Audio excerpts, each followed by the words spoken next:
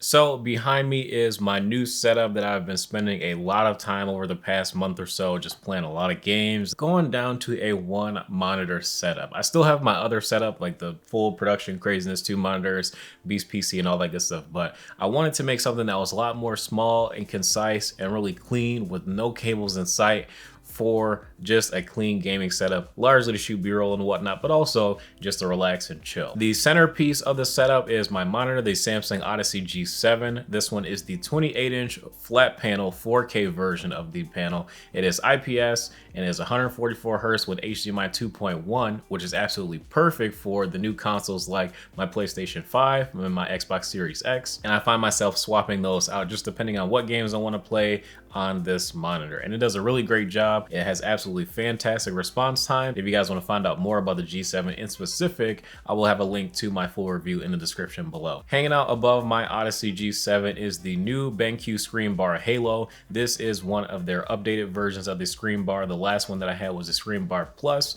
This one adds an additional LED light that actually shines behind your monitor that gives you a nice halo effect, get it? So that if you're in a really dark room, you get a little bit of backlighting on your monitor and it is a bit easier on the eyes. And now you also have the addition of having a wireless control puck. So you no longer have the wire coming from your screen bar down to your desk with the puck attached to it, because honestly speaking, it was a little bit ugly, but I'm glad that they now have a wireless control puck for the screen bar. I honestly think the screen bar Halo is a worthy upgrade to the screen bar plus. If you're looking at the screen bar plus, just forget about it. Just go ahead and go with the Halo instead. It's significantly better. Now again, I bought this to have a nice 4K gaming experience at not a massive size. 32-inch 4K monitors are nice to edit on and things like that, or play games if you're sitting farther away. But honestly speaking, I've even noticed the difference in 4K compared to 1440p at the 28-inch screen size, and it is very enjoyable. Now for that, I've been using my PlayStation 5, which has a white D-brand skin on it, just to make it a little bit different. Have a matte white skin, all white PS4, and I actually have like these little covers that go over the LED lights that make one side blue and the other side orange, for obvious reasons, because those are the colors of the channel. In addition to the aesthetic changes I decided to make for the PS5, I also decided to go with an upgraded controller from Hex Gaming. So this one actually features 4 back buttons that are very easy to reach and easy to use. The 2 outer paddles are the easiest to hit, so you definitely want to use those for things that you need a little bit more readily available to you and quicker twitch-like actions and whatnot. If you need those for FPS games, or if you're playing an adventure game that requires a lot of timing, I would definitely map any of those controls or face buttons to those 2 outer buttons. And then the inside buttons I would use for things that you don't use as often. Even though the placement is pretty good, I definitely find those 2 outside ones to be even better. But this controller is just really nice. You have swappable thumbsticks. It's completely customizable if you buy it directly from Hex Gaming, so you are able to check out some of their different aesthetic offerings. This one I decided to go with the glossy finish with the Galaxy design and whatnot. On the last one that I got the Great Wave, but the Galaxy one, it's kind of rubbing off on me. It matches the GMK laser set I have pretty good as well, as far as like matching the keyboard to my controller for my PlayStation 5. For my keyboard and mouse setup, I have been using the Logitech G Pro wireless with the Pulsar Super Glide skates. These are actually tempered glass skates that glide incredibly smooth, and I paired that with the Odin Zero Gravity mouse pad. It's been my favorite mouse pad for about 2 years now. It's really comfortable to use. The stitching on the Zero Gravity is great. The surface is extremely fast, and again, it pairs very well with those Super Glide skates, being really slick and really controlled when you're playing FPS games. As far as my keyboard, is actually under construction right now, but I have the Mode 65. Currently, I have Infinity Key cow switches in it, but later today or tomorrow, I'm going to pull all the switches out and put in some new switches that are going to be a little bit lighter to use and better to game with. And then I'm going to throw a GMK Modern Dolch 2 on there, which is going to be a really nice blue and gray setup. But since I already had it built, here's a quick sound test of those Palm Cow switches.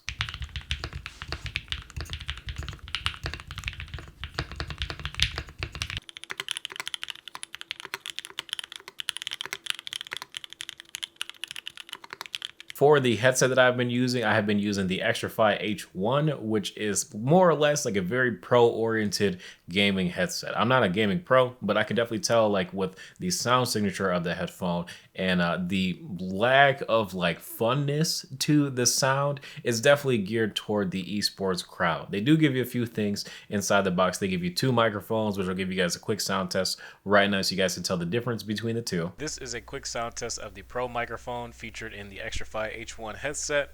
QD OLED screen technology was one of the big new innovations that debuted at CES 2022, marking Samsung's display's long-awaited foray into making big screen OLEDs. And here's a quick test of the casual microphone that XtraFi includes with the purchase of your H1 Pro headset. QD OLED screen technology was one of the big new innovations that debuted at CES 2022, marking Samsung Display's long-awaited foray into making big screen OLEDs. It comes with leather ear pads that create a great seal around your ear, so you do feel like you don't hear all the outside noise, especially because these headphones are also closed back, and those ear cups do a really good job at, again, sealing out that outside noise. And surprisingly, I typically do not like leather ear pads on my head, and I've even swapped a couple of my other headsets to be the cloth or velour ear pads, but these actually don't get that hot. And I mean, even after gaming for like 2 or 3 hours, I don't find that they get too hot on my head, and it doesn't really get uncomfortable, which is surprising. Usually I hate them, but these, I kind of like them. They're pretty nice. And as far as the overall flexibility and comfort of this headset, you do get a little bit of swivel with the ear cups, which is just enough. You don't need it to be, 180-degree swivel like some of the Astros or Turtle Beach headsets, but you definitely do need a little bit of swivel so that it can conform to your head. And that definitely does add to the comfort of the headset. And also the headband does have a nice amount of padding on it, so it is very comfortable to use for long periods of time.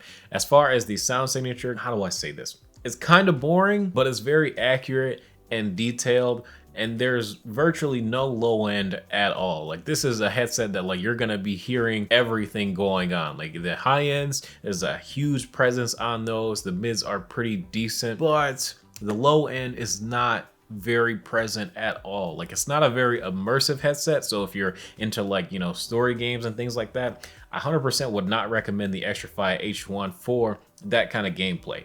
But if you're playing Valorant, CSGO, you're playing Warzone, or you really want to focus in on, finding the best placement for your enemies, is where the H1 really excels. It's kind of similar to how the Astros used to be, but Astro has also gotten better with their latest generation of the A40 TRs, where it does give you a little bit of that immersion back, where there really is not much immersion. It's all accuracy. Talking about my new gaming PC that I decided to build for this setup specifically, this is a small form factor build in the Cooler Master NR200P in the white colorway, and I decided to go with the i7-12700K as well as the Gigabyte Z690 DDR4 Ultra ITX motherboard. It has Wi-Fi. The Wi-Fi does work pretty good, but I did replace those ugly Wi-Fi antennas that Gigabyte gives you, where it's like a puck that you put on your desk, or it's like a magnet so you can stick it to your PC case. I thought that was super ugly. I got these low profile Wi-Fi antennas from Amazon. I think they were like 10 or 15 bucks, and they work pretty good. I really don't have any complaints,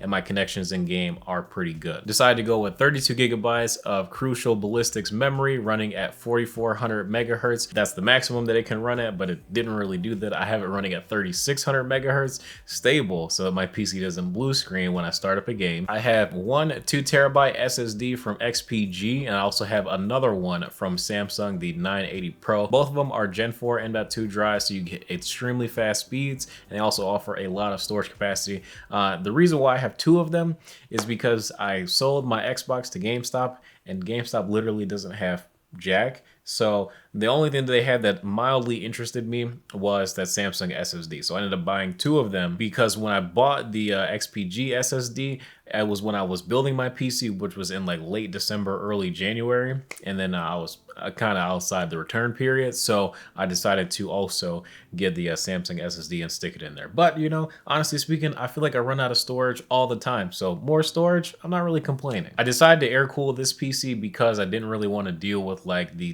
tubing and whatnot, and also the pump noises that come from water cooling in this small form factor case, because I've noticed that if you don't have your radiator at the top of your case or in a really good place in your case that gives it a very good water flow, you get a lot of pump noise. And I didn't want that from this PC, because the NR200, you have to have really good ventilation to get great thermals. And this one, I've been able to achieve pretty good thermals with the configuration that I have, so I'm really happy with the result. I have 2 top exhaust fans and then another 2 fans on the cooler itself, and it's been a really good and quiet little PC.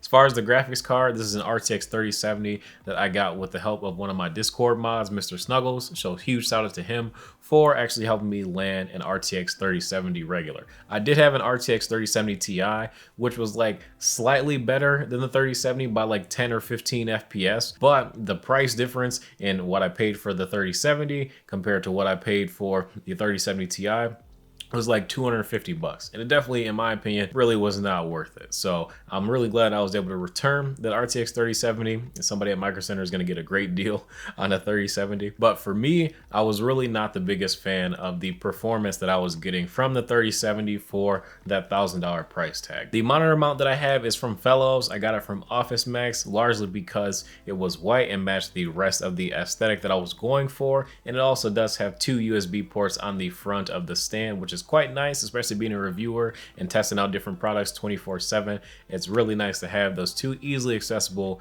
USB ports, so I can just quickly try out different mice and keyboards and products. And last but not least, the desk that I have is from FlexiSpot, and this is one of their lower end desks. I believe it's the EC1 desk stand, and then I have like this marble top that is 48 by 30 inches, I believe. So it's around about that size. I've had it for about a year or so, and it looks really clean, and the white marble aesthetic of the desk goes great with the rest of the look that I'm going for. And the light strip behind the desk is the Elgato light strip. It does a really good job at not flashing on camera. Sometimes the Govee lights or some of the other lights that I've tried in the past had this really bad flickering issue.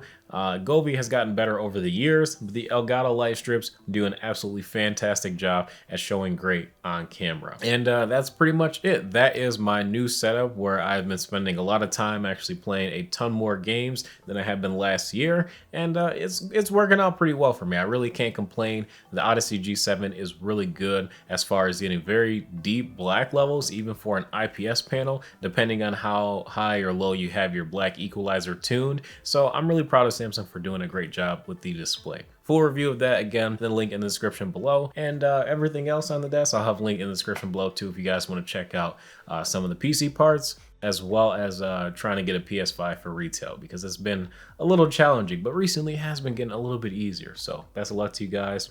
Thank you guys for watching. If you enjoyed this video, feel free to drop a like and subscribe to the channel if you guys are new. If you have any questions specifically about any of the pieces in the setup that I have here, some of the stuff I will be doing more dedicated reviews for very soon, like the Extra Fly headset. I'll be doing a review for that one, as well as a direct comparison to some other headsets that I have. And for the Hex Gaming controller, I'm also going to do a review of that controller as well. So look out for that on the channel soon. Thank you guys for watching. I will see you in the next video.